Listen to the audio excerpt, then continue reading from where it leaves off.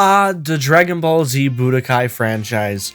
One of the staple anime fighting game franchises, and honestly, one of the ones that has shaped what we know of 2D fighting games today.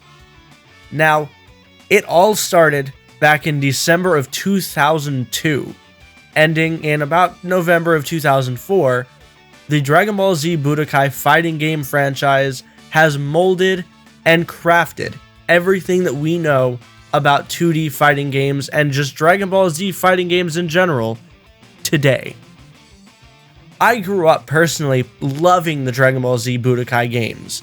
Only playing 1 and 2 though, I didn't really get the full effect because up until Budokai 3, there were a lot of things that could have been tweaked that they eventually did tweak in Budokai 3. In Budokai 1, a lot of things were to be desired. The voice acting was, terrible to say the least, and the sound mixing was god-awful.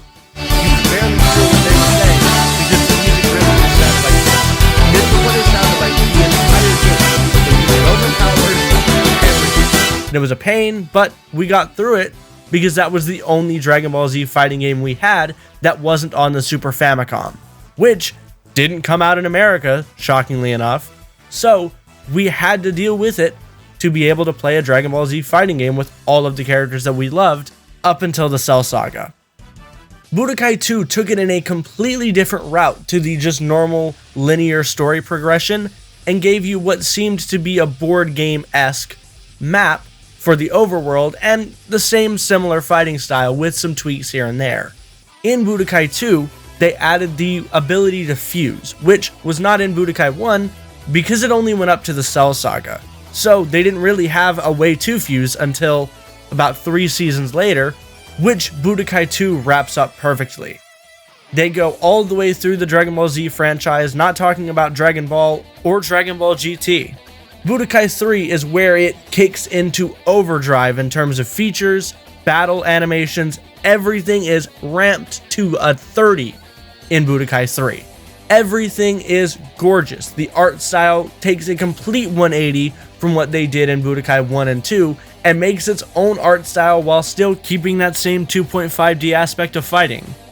I personally adore Budokai 3, but can still pick out amazing things about Budokai 2, like the overworld, and some things about Budokai 1, we just kind of throw that off. I don't understand why they didn't include Budokai 2 in the HD collection.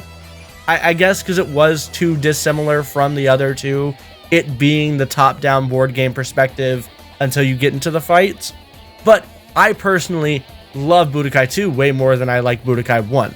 Although that's the one I played the most, I will 100%, if you give me the option to pick between Budokai 2 and Budokai 1, I will be throwing Budokai 1 out the window, never speaking of it again, and acting like it's my redheaded stepchild. Where Budokai 2 took an overworld board game aspect, Budokai 3 ramps it up and makes it an entire RPG. There were RPG elements in Budokai 2. However, you get to choose what you want to do with your characters in the Budokai 3 story mode, which is called Dragon Universe. This is probably the most fleshed out thing in Dragon Ball Z games up to this point, because we really only had the Budokai franchise and Dragon Ball Z Ultimate Battle 22 on the PS1, but that was really just a bare bones fighting game with no real elements added to it.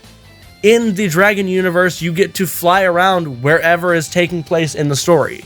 So if you're on Namek, you get to explore Namek, find great places in Namek to fight, do the story, and just randomly spawn upon Dragon Balls to unlock the breakthrough skill and get all of the skills for that character.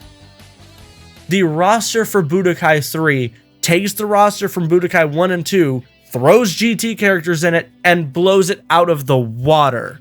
I'm genuinely surprised as to how many people they were able to fit into this teeny tiny little PS2 game, which eventually, made it to the PS3 and the Xbox 360, which is how I was playing these because I didn't have Budokai 3 on the PS2 for some reason.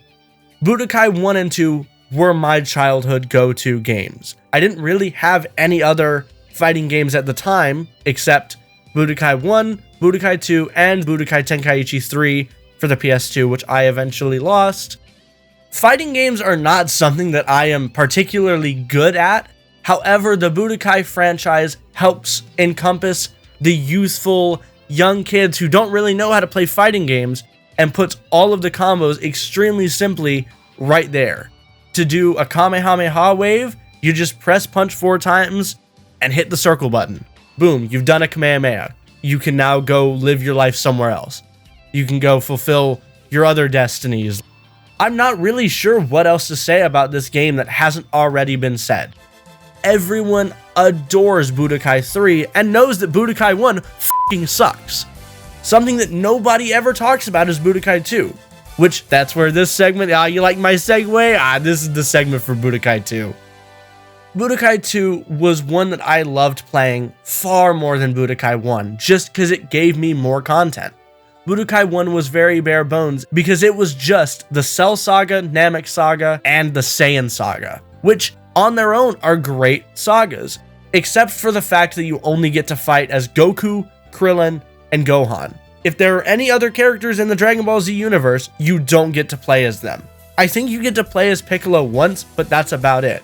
They completely skip over the Trunks fights, the Vegeta fights, which piss me off, because we missed the Vegeta versus Cell fight. That's annoying. In Budokai 2, you get to take the reins as Goku and bring whoever you want into the board game and fight the sagas that are already there, like the Frieza saga, the Saiyan saga. Yes, those are the only 2 that I played for this recording. And it wasn't my fault. For some reason, the Elgato does not like picking up PS2 footage, or else it sounds like this. And I don't particularly want to be listening to Alvin and the Chipmunks while I'm playing my Dragon Ball Z fighting game. So I didn't get to pick up that much footage for this segment, but it's okay because the other 2 were on Xbox 360 and in HD and looked way better because they weren't on a PS2.